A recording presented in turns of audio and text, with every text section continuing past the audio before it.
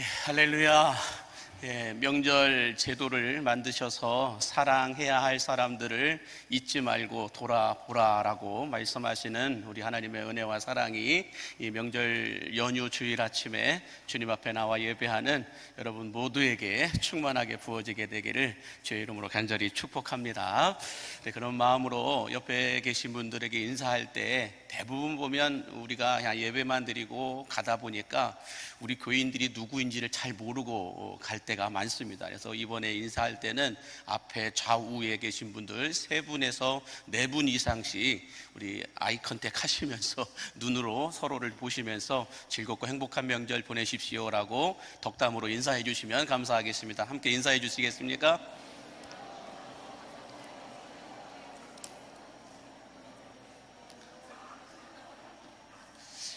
자, 카메라로 다시 한 번만 보여주시겠어요? 아마 우리 지금 영상으로 예배를 드리고 있는 분들도 계실 텐데 영상을 통하여서 예배 드리는 분들에게도 앉아 계신 우리 현장에 나와 예배하는 여러분들도 같이 함께 인사를 해주셨으면 좋겠습니다. 저를 보여주지 마시고요, 우리 성도들을 좀 보여주시면서 우리 영상으로 보시는 분들에게도 즐겁고 행복한 명절 보내시라고 같이 손 흔들어 인사해 주시면 감사하겠습니다. 행복한 명절 보내십시오. 네, 감사합니다. 여러분, 추석 명절 덕담 가운데 이런 말이 있죠. 더도 말고 덜도 말고 한가위만 같아라 라는 이 말이 있는데, 이 덕담은 풍요롭고 행복한 이 명절을 기원하는 뜻에서 이렇게 더도 말고 덜도 말고 한가위만 같아라 라고 말씀하고 있는데, 그러나 요즘은 더도 말고 덜도 말고 한가위만 피하자라는 이런 속어들이 만들어지기도 하는데요. 이 추석 명절을 앞두고 여러 가지 통계 조사들이 발표되어 있는데, 우리 영상 한번 준비된 영상을 잠시 보도록 하겠습니다.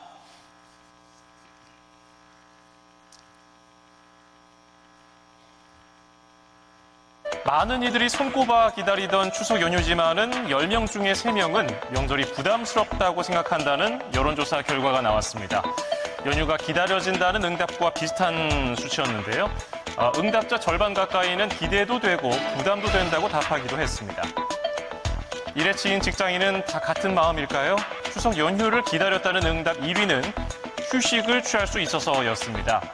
그리고 가족과 시간을 보낼 수 있어서, 친척들과 만나는 게 좋아서, 고향 방문도 뒤를 이었습니다.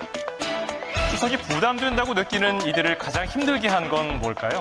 1위는 피로와 스트레스로 인한 명절 후유증이었습니다.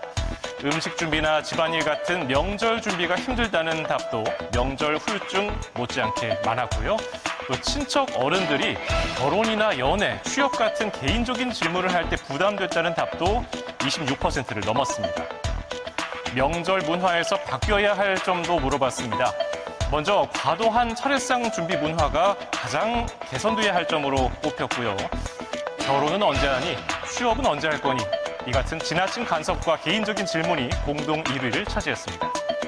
자, 이와 함께 공평한 가사 노동도 많은 사람이 바라는 부분이었는데요. 여기에 공감하는 분들이 많은 덕에 명절을 맞이하는 우리 사회의 모습이 조금씩 변해가는 분위기입니다. 힘든 가사 노동을 부르는 과도한 차례상 준비 대신 조리된 음식을 사서 먹는 경우가 늘고 있습니다. 네, 이 영상을 보면서 여러분들은 명절을 기다리시는 분이십니까? 아니면 명절이 부담스러우신 분들이십니까? 어느 쪽이신지는 모르겠는데요. 명절이 기다려지시는 이유는 무엇 때문에 명절을 기다리십니까? 영상에 나와 있는 것처럼 휴식을 얻을 수 있기 때문입니까? 아니면 보고 싶었던 사람들을 볼 수 있기 때문이십니까? 반대로 명절이 부담스러우신 분들은 그 이유가 무엇일까요? 과도한 재정 지출 때문일까요? 아니면 부담스러운 사람들을 만나야 하기 때문이십니까? 아니면 명절이 끝나도 일주일 내내 명절통이라고 하는 이 후유증이 있기 때문에 그렇습니까? 무엇 때문에 여러분들은 명절이 부담스러우십니까? 바라기는 이번 추석 명절은 부담스럽고 명절통으로 고생하는 명절이 아니라 이 부모와 자식, 또 명절을 보내는 모든 분들에게 명절답게 정말 더도 말고 덜도 말고 한가위만 같은 이런 행복한 명절이 되실 수 있기를 바라신다면 아멘 하시기 바랍니다. 자, 그러면 여러분, 우리들이 이 명절이 정말 명절처럼 행복한 명절이 되려면 어떻게 해야 될 것인가, 오늘 본문 말씀을 통하여 함께 몇 가지를 생각해 보기를 원하는데요. 그 첫 번째는 서로에게 덕이 되는 명절이 되어야 한다라는 것입니다. 서로에게 덕이 되는 명절이 되어야 한다라는 건데, 여러분, 부모님들이 젊으셨을 때 큰 행복이 있다면 무엇이 있었을까요? 부모님들이 현재 부모님들이 젊으셨을 때 가장 큰 행복이 있었다고 한다면 무엇이 있었을까? 정도의 차이는 있겠지만은 자녀들이 부모의 덕을 보는 것일 것입니다. 그래도 부모의 도움, 부모의 힘을 통하여서 건강하게 성장하는 그 모습을 아마 부모님들은 가장 큰 행복으로 여겼을 것이다 라고 생각이 되어집니다. 시간이 흘러서 부모님들이 쇠잔하셨을 때는 큰 행복이 있다면 뭘까요? 부모님들이 이제 나이 들어 몸이 쇠잔해졌을 때에 큰 행복이 있다고 한다면 무엇이 있을까? 말씀은 다르게 하셔도 대부분의 부모님들은 자녀들의 덕을 보시면서 사시는 것일 것입니다. 그 이유를 우리가 알 수 있는 건 뭐냐면, 명절 때마다 항상 하는 얘기가 자식 자랑밖에 없어요. 내 자식 자랑밖에 없는 것을 보면은, 그래도 부모님들의 마음속에는 그래도 내가 이렇게 나이 들어 쇠잔해졌을 때에 자식 덕 보며 산다라고 하는 것을 말하고 싶은 것이죠. 자, 그런데요, 자녀들이 부모의 덕을 보기 위해서는 하나님께서 먼저 부모에게 복을 주셔야만 자녀들이 부모 덕을 보면서 건강하게 성장할 수 있습니다. 반대로 부모님들이 자식 덕을 보기 위해서는 하나님께서 자녀들에게 복을 주셔야만 부모님들의 인생의 말로가 더 따뜻할 수 있다라는 것입니다. 자, 그러면 여러분, 부모는 자식들의 덕을 보고 자녀들은 부모의 덕을 보기 위해서는 복의 근원이 되신 하나님께서 복을 주셔야만 하는데, 하나님은 그러면 어떤 이들에게 복을 주실까요? 하나님께서 복을 주셔야만 부모는 자식 덕을 보고 자식은 부모의 덕을 볼 수가 있다라고 하는데, 그러면 하나님은 어떤 이들에게 복을 주실까? 오늘 본문 말씀에는 하나님이신 예수님을 구원자로 믿는 사람들에게 하나님은 복을 주신다라고 말씀합니다. 자, 오늘 본문 2절과 3절에 보시니까 이렇게 말씀하죠. 시작. 보라, 하나님은 나의 구원이시라. 내가 신뢰하고 두려움이 없으리니 주 여호와는 나의 힘이시며 나의 노래시며 나의 구원이심이라. 그러므로 너희가 기쁨으로 구원의 우물들에서 물을 기르리로다. 무슨 말씀일까요? 하나님께서 나의 구원자가 되시고 우리 자녀들의 구원자가 되실 때에 구원의 물 속에 있는, 구원의 우물 속에 있는 그 물을 길어 올릴 수 있다라고 말씀하고 있는데, 여기서 여러분, 물이라고 하는 것은 구원과 생명을 상징하여 말하고 있는 단어입니다. 다시 말해서 우리 인생에 더위가 오고 또 하는 일들에 이 가뭄이 찾아오게 될 때 물이 스며들고 흘러들어가게 되면 멈춰있던 것들, 메말라 있던 땅들이 다시 옥토로 변하는 것을 볼 수가 있듯이, 하나님께서 우리 가정 안에 구원자가 되시면 구원의 우물에서 생명의 물을 길어 올릴 수 있고,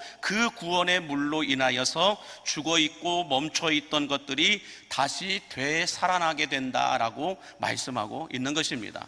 그래서 에스겔서 47장 9절과 12절에 보면 이런 말씀이 기록되어 있습니다. 이 강물이 이르는 곳마다 번성하는 모든 생물이 살고 또 고기가 심이 많으리니 이 물이 흘러 들어가므로 바닷물이 되살아나겠고, 이 강이 이르는 각처에 모든 것이 살 것이며 강 좌우의 가에는 각종 먹을 과실나무가 자라서 그 잎이 시들지 아니하며 열매가 끊이지 아니하고 달마다 새 열매를 맺으리니 그 물이 성소를 통하여 나옴이라. 그 열매는 먹을 만하고 그 잎사귀는 약재료가 되리라 라고 말씀합니다. 저는 오늘 이 말씀에 기록되어 있는 이 물의 축복, 구원의 우물물에서 길러낸 이 물의 축복이 여러분의 가정 안에 흘러들어가는 축복이 되기를 바라신다면 크게 아멘 하시기 바랍니다. 자, 그래서 여러분, 시편 3편 8절에 보면 이렇게 정확하게 말씀하고 계세요. 같이 읽겠습니다. 구원은 여호와께 있사오니 주의 복을 주의 백성에게 내리소서. 구원자 되신 하나님께서 우리에게 복을 주시는 분이심을 여러분 믿으시기 바랍니다. 만약에는 이 말씀처럼 하나님이신 예수님이 여러분의 가정 안에 구원자가 되심으로 말미암아 이번 추석 명절은 부모님들은 자녀들의 덕을 보고 또 자녀들은 부모의 덕을 볼 수 있는 축복이 다시 시작될 수 있게 되기를 주의 이름으로 간절히 축복합니다.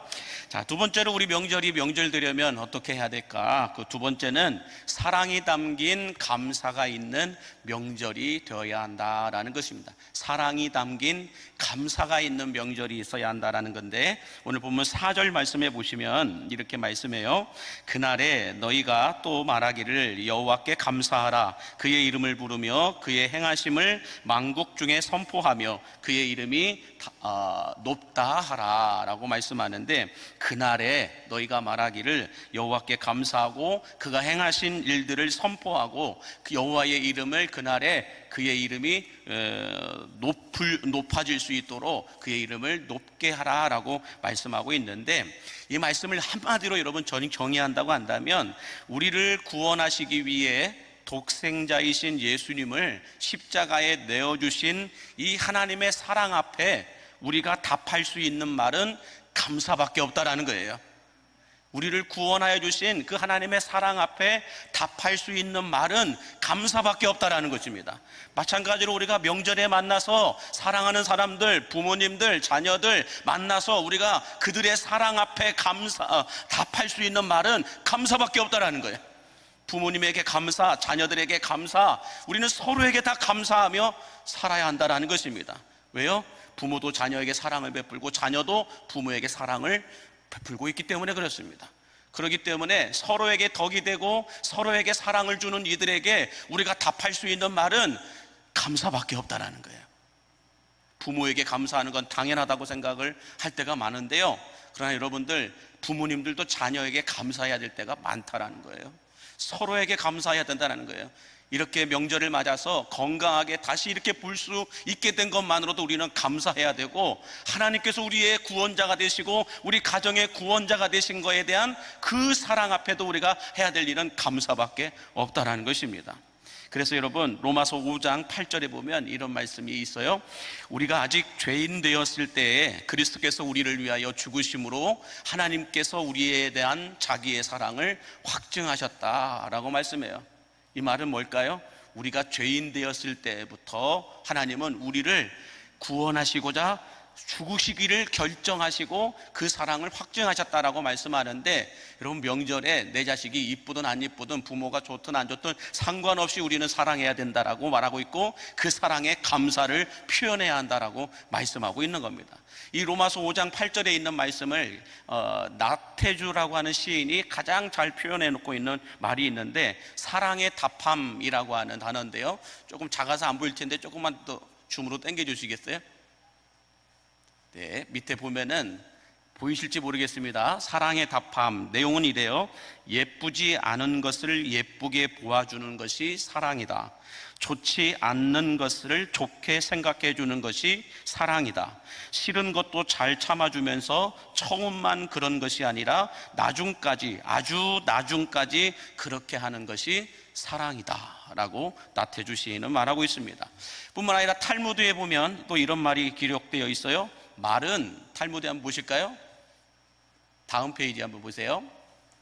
네, 탈무드에 보면 이런 말이 적혀 있어요. 말은 선하기도 하고 악하기도 하다. 세상에서 가장 악한 것은 혀이고 세상에서 가장 선한 것이 혀이다 라고 말하고 있어요.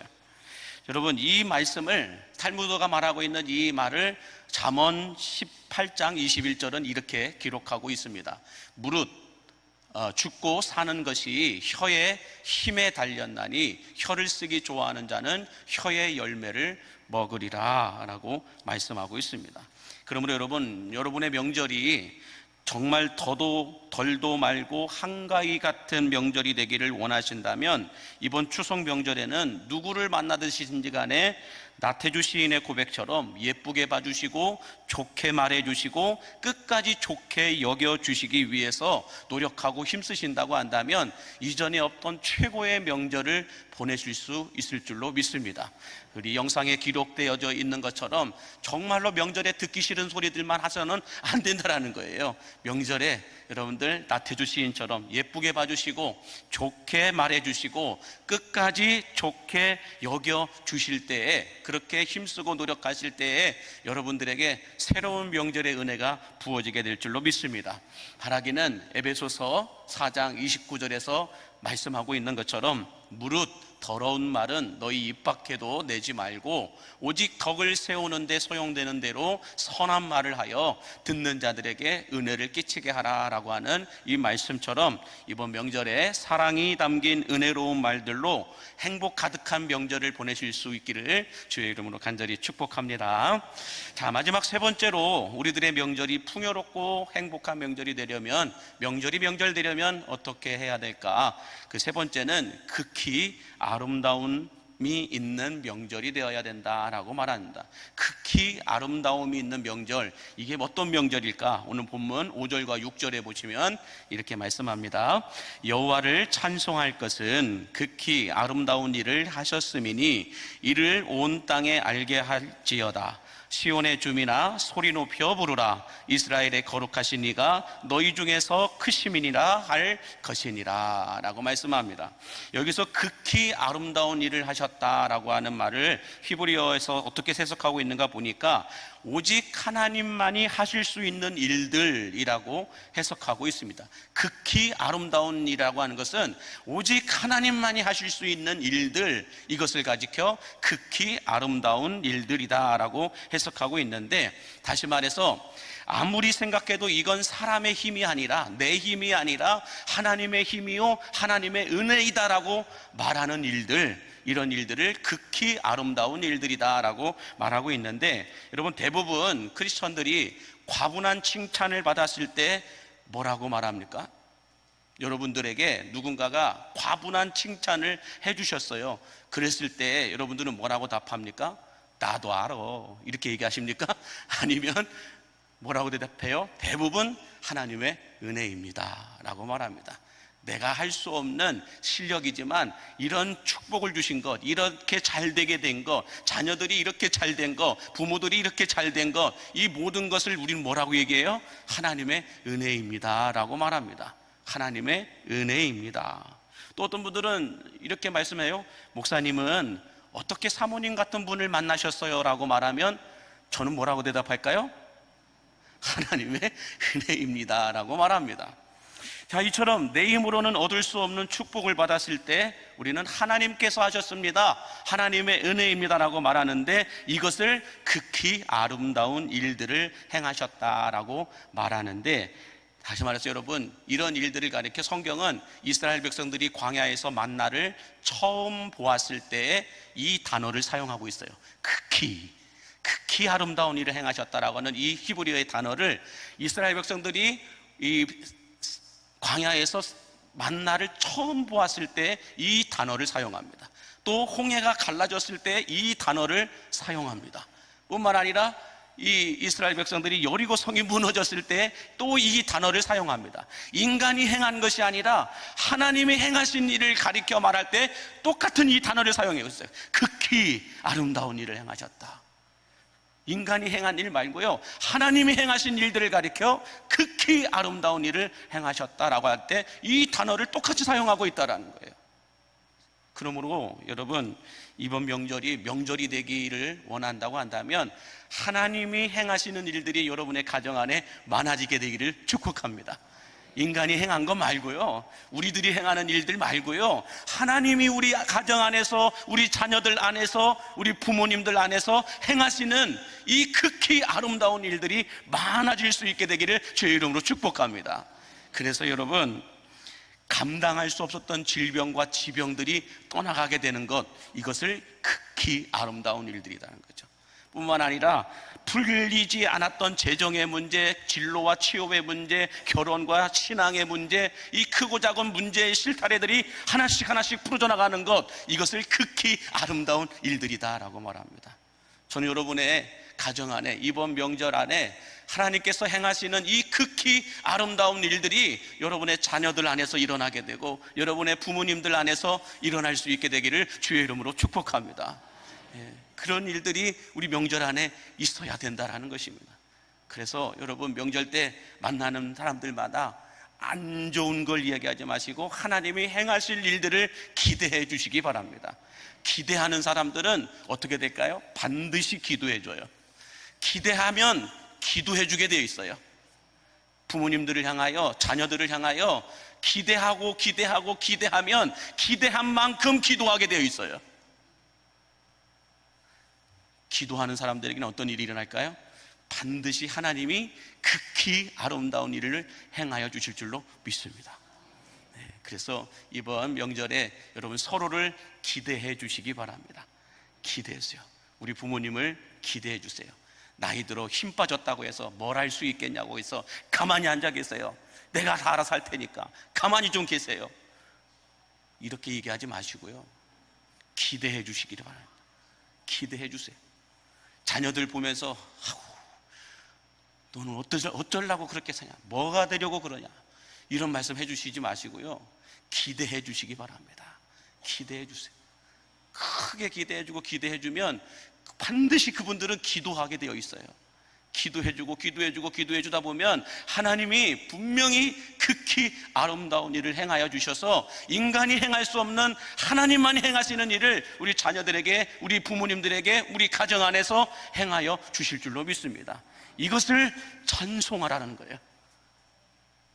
5절과 6절에서 말씀하고 있듯이 이러한 일을 행하시는 하나님을 찬송하는 가정이 되시기를 주의 이름으로 간절히 축복합니다. 바라기는 이번 추석 명절이 덕이 있는 명절과 사랑이 담긴 사랑의 대답, 감사가 있는 명절과 하나님만이 행하실 수 있는 극히 아름다운 일들이 여러분들 안에서 일어나게 되기를 주의 이름으로 간절히 축복합니다. 기도하겠습니다. 사랑과 은혜가 풍성하신 아버지 하나님, 명절을 맞아 고향을 찾은 성도들과 고향에 가 계신 성도들에게 불편한 명절이 아니라 즐겁고 행복한 명절이 될 수 있도록 인도하여 주시옵시고, 오고 가는 길 가운데 아무런 안전사고 일어나지 않도록 불꽃 같은 눈으로 지켜 보호하여 주옵소서. 특별히 이번 명절은 명절다운 명절이 될 수 있도록 서로에게 덕이 되는 명절이 되게 하여 주시고, 받은 사랑을 감사로 답하는 명절이 되게 하여 주시옵시며, 하나님만이 행하실 수 있는 극히 아름다운 일들이 일어나는 명절이 될 수 있도록 축복하여 주옵소서. 이번 추석 명절 연휴 기간 동안 광림의 모든 성도들 어디를 가시든지 먼저 예배하는 가정들이 되게 하여 주시고, 누구를 만나든지 기도로 그 사람의 미래를 기대해 주게 하여 주시옵시며, 어디서든지 예수 복음의 향기를 바라여 사도행전 29장의 역사를 아름답게 써내려가게 하여 주시옵소서.